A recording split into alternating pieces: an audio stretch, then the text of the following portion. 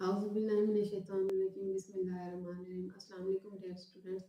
आज का हमारा टॉपिक है how to attempt the board exam, कि बोर्ड का पेपर आप किस तरह से अटेम्प्ट करें, कैसे अटेम्प्ट करें, या जो टॉपर्स हैं वो ज़्यादा मार्क्स लेते हैं as compare to average marks, तो उसमें क्या डिफरेंस होता है।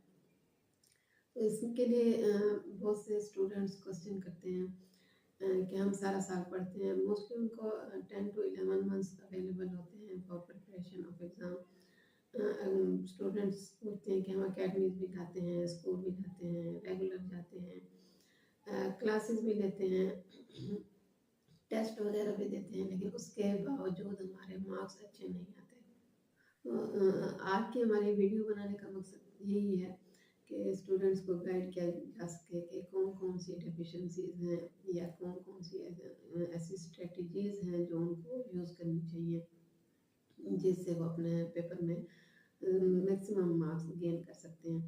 तो सबसे पहले इसके लिए हमें ये देखना है कि स्टूडेंट्स को चाहिए कि जो आप पेपर जो अटेम्प्ट करते हैं वो आपने ड्रॉ बहुत अच्छे तरीके से करना है।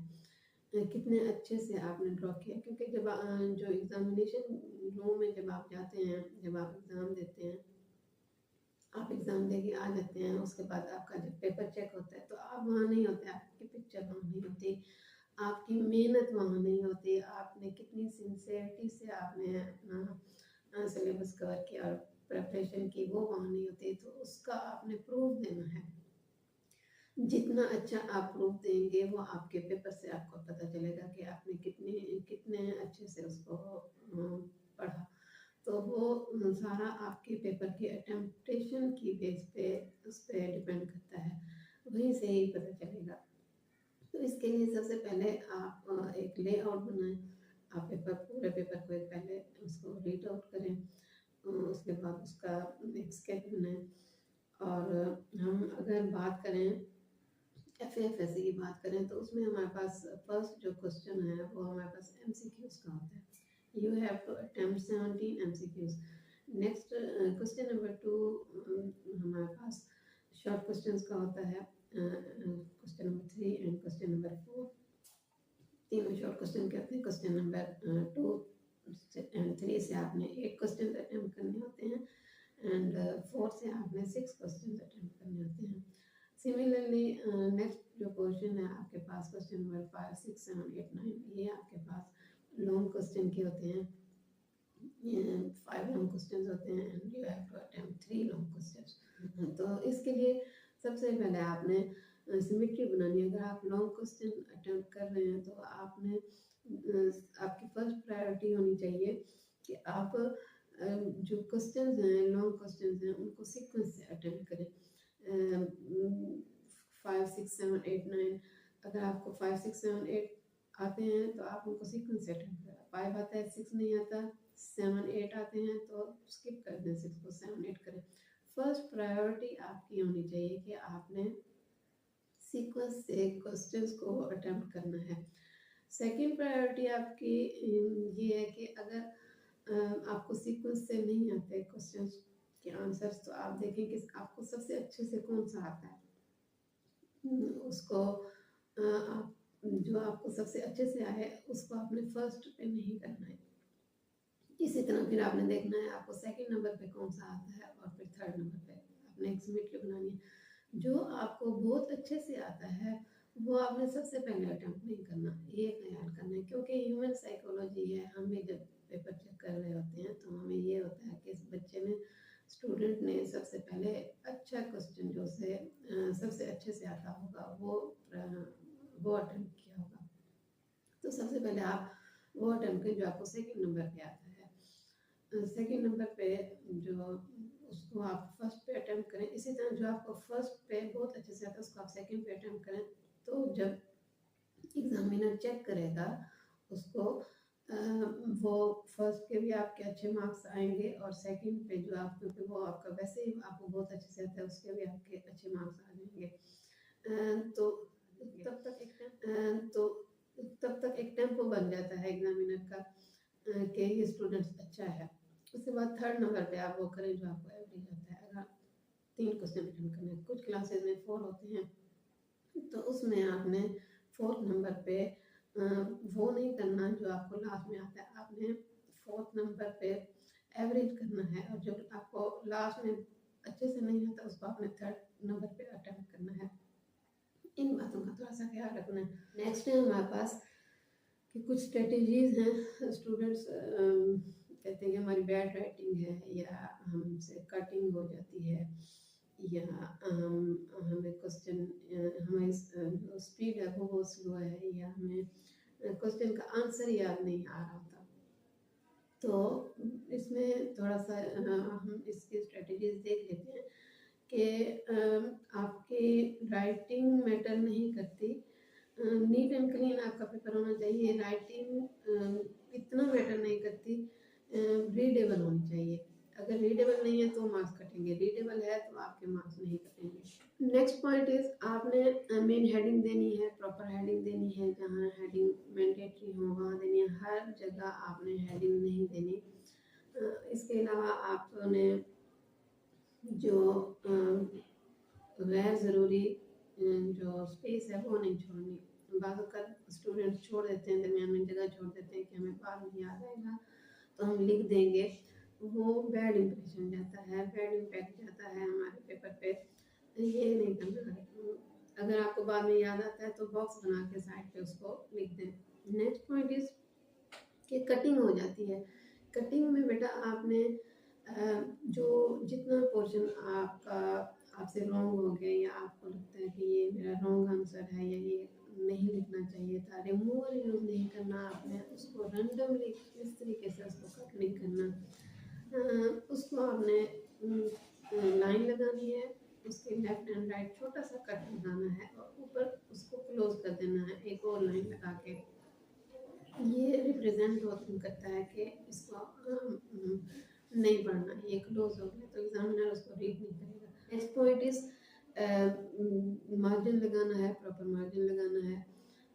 आप लेफ्ट साइड से स्टार्ट कर रहे हैं, इंग्लिश में मोस्टली होते हैं पेपर अटेम्प्ट करने आपके, तो राइट साइड पे आपने फर्स्ट मार्जिन लगाना है। और कोशिश करें कि जो आपकी फर्स्ट लाइन जहाँ पे ख़त्म हो रही है, सेकंड, थर्ड और बाकी जितनी भी लाइन्स हैं वो उसी सीक्वेंस से ही ख़त्म हो।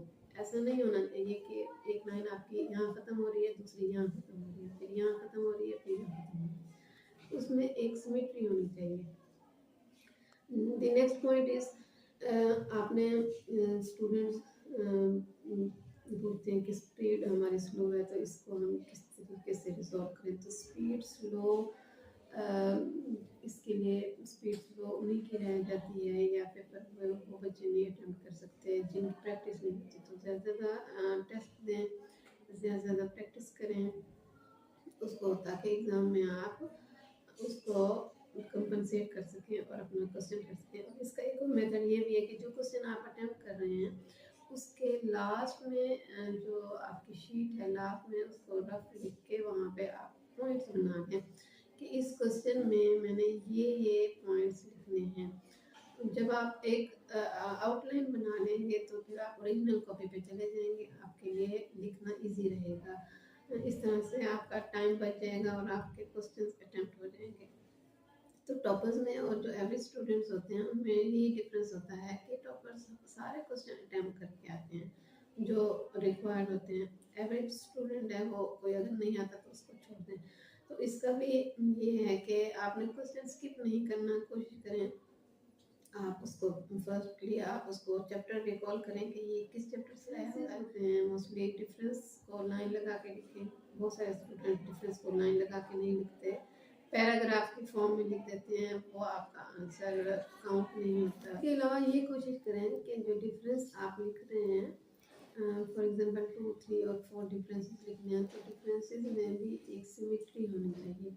You have to mention the relative differences. ऐसा नहीं है कि फॉर एग्जांपल आप एल बायो से ले लेते हैं, हम एलजी और फंजाई में डिफरेंस दे रहे हैं, तो आप एलजी की अगर सेल वॉल की कंपोजिशन बता रहे हैं तो फंजाई की भी, फंगस की भी आप सेल वॉल की कंपोजिशन बताएंगे।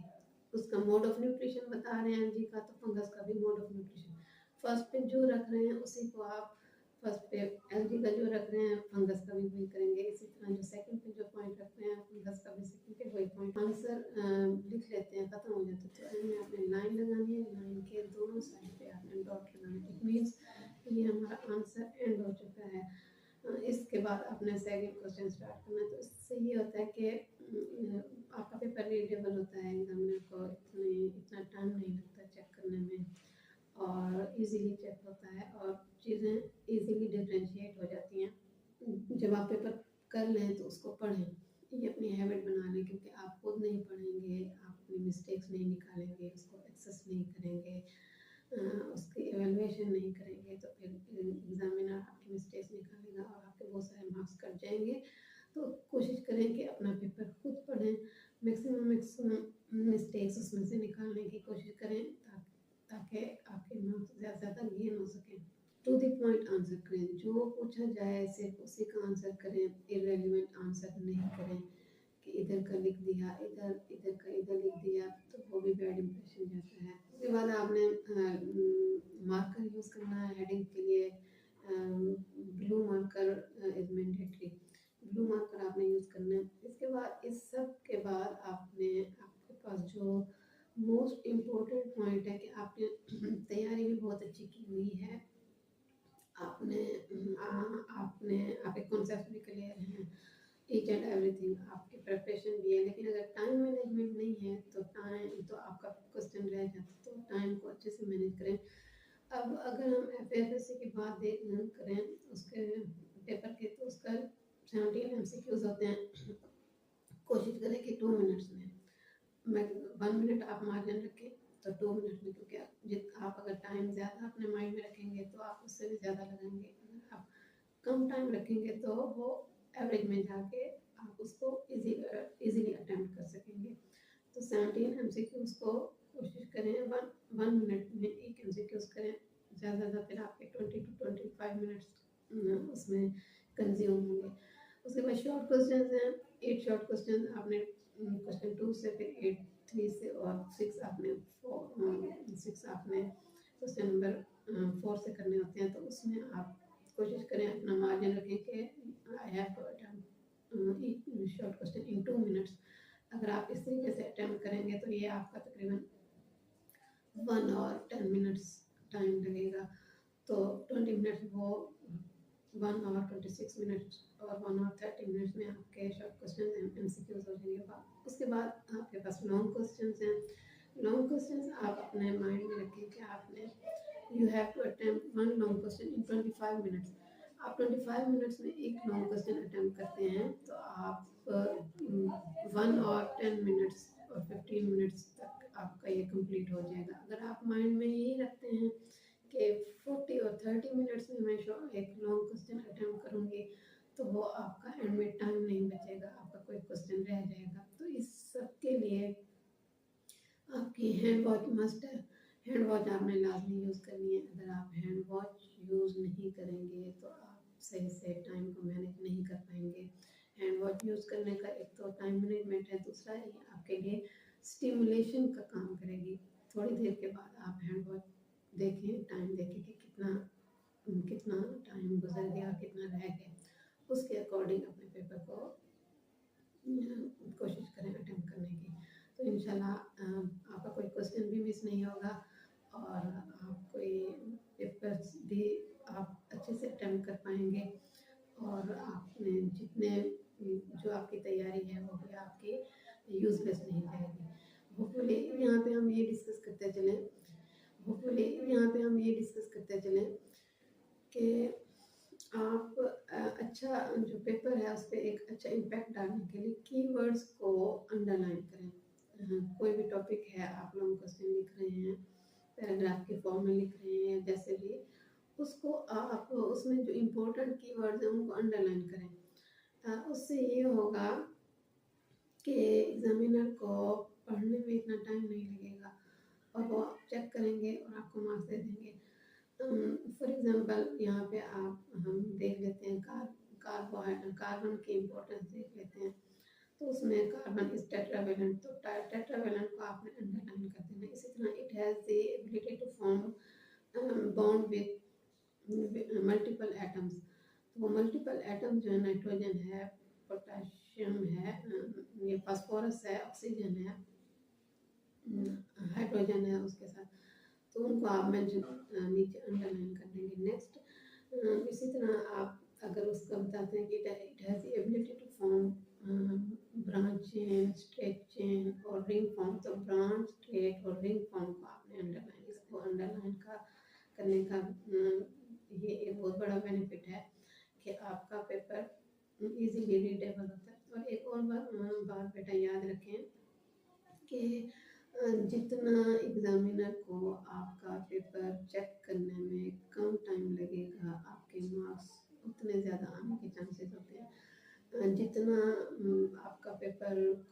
कॉम्प्लेक्स होगा, पढ़ने में मुश्किल होगी, चीज़ों को आपने अच्छे से अरेंज नहीं किया तो उसमें आपके मार्क्स कटने का खतरा होता है। तो ये इन चीज़ों का आपने ख्याल रखना है। अब इसका मतलब ये नहीं है कि आपने कुछ लिखना ही नहीं है, कि जी एग्जामिनर को कम टाइम लगे, मैं शॉर्ट लिख दूँ, ज़्यादा ना लिखूँ। इसको पॉजिटिव लें कि आपने उसको अपने पेपर को ज़्यादा रीडेबल बनाना है, कि जितना आपका पेपर ज़्यादा रीडेबल होगा उतना आपका पेपर चेक करने में कम टाइम लगेगा। और नेक्स्ट पॉइंट है मैंडेटरी डायग्राम होना, चाहे वो बायो का पेपर है, चाहे वो फिजिक्स का है, चाहे वो केमिस्ट्री का है। टॉपिक्स के जो रेलिवेंट डायग्राम होती है वो बनाएं, ग्राफ बनाएं, कोई चार्ट है वो बनाएं, या कोई इक्वेशन है वो बनाएं, उसको लिखें, या कोई आंसर है तो उसको हाईलाइट करें। फॉर एग्जांपल कुछ मैथ के या फिजिक्स में कुछ न्यूमेरिकल्स होते हैं, तो जो लास्ट में जो आंसर होता है उसको आपने बॉक्स के फॉर्म में लिखना है। उससे ये है कि फिर वही कि आपका पेपर इजीली चेक हो जाएगा, रीडेबल होगा। तो मेन पॉइंट्स को हाईलाइट करें, इस तरीके से ये स्ट्रेटजीज यूज़ करें। कोई इम्पोर्टेंट टर्मिनोलॉजी है या कुछ भी, उसको पैराग्राफ के अंदर लिख रहे हैं या कुछ भी, तो उसको बोल्ड करते हैं। तो इन स्ट्रेटजीज का ख्याल रखें। ट्रांसपेरेंट ज्योमेट्री यूज़ करें। ज्योमेट्री ट्रांसपेरेंट होगी तो आपको उसमें से अपनी जो भी आपने स्टेशनरी निकालनी है आपने, वो आप इजीली निकाल सकेंगे, इतना टाइम नहीं लगेगा। लेकिन आप दूसरी ज्योमेट्री यूज़ करते हैं जो कि ट्रांसपेरेंट नहीं है, तो आपको अंदर से ढूंढने में तो मुश्किल होगी, उससे टाइम वेस्ट होता है। और मोस्ट इम्पोर्टेंट पॉइंट एक और ये है कि आप at least 20 to 30 minutes, half hour और 20 मिनट्स एग्जामिनेशन जो आपका सेंटर है वहाँ पे पहले पहुँचे, ताकि आपको इजीली आप अपना रूम वगैरह और जो रोल नंबर है उसको आप लोकेट कर सकें। और हम जो डेफिशिएंसीज हैं स्टूडेंट्स, जैसे जैसे हम इसको देखेंगे फिर उसको हम करेंगे इंशाल्लाह। तो thank you so much, stay connected, अल्लाह हाफिज़।